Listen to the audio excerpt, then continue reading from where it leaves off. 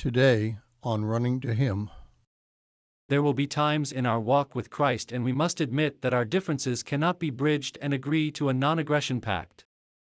We will read through the Pentateuch until January. Today, we read Genesis 31 verse 22 through 32:32 and concentrate on chapter 31, verses 44 through 49.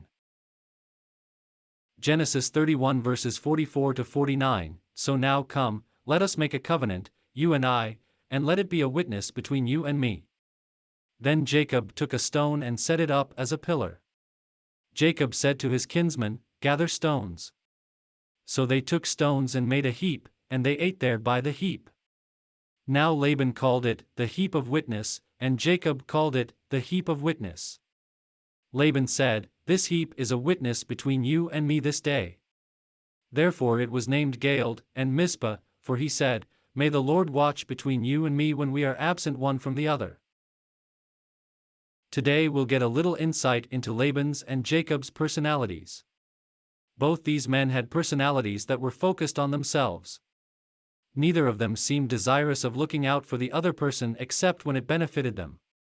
Jacob displayed this personality trait in handling his daughter Dinah's situation.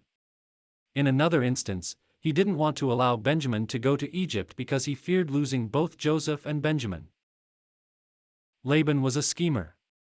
From the time he fooled Jacob into marrying Leah, and how he treated him in their working relationship, everything he did was to try to better himself and lessen Jacob's success.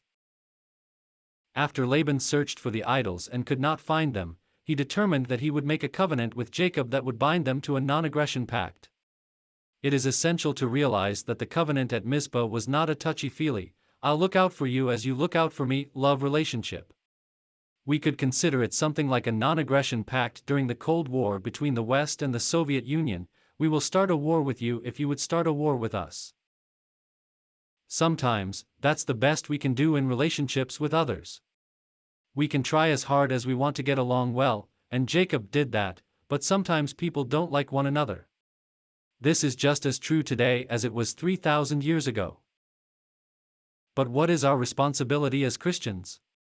Aren't we supposed to love our enemies? Aren't we supposed to do good to those who hate us? And the answer is yes to all two questions. But that does not mean we desire to spend all our time with our enemies or those who don't like us. I'm reminded of a situation in a church I once attended. I had a strained relationship with another church member who tended to be on the left side of theology. But it came to a head one day when she refused to submit to the local church's authority. It wasn't even a matter of sin, it was a matter of not following what the pastor wanted when she taught children. Ultimately, she and several other church members left because they could not understand why we were so rigid in what we wanted. Finally, she found a church that was very liberal and satisfied all her desires. On occasion, we have seen each other after that incident. We cordially smiled and then ignored one another, just like at Mizpah. There will be times in our walk with Christ, and we must admit that our differences cannot be bridged and agree to a non-aggression pact. Thank you for listening. We pray that today's devotion was meaningful to you. We would love to hear from you.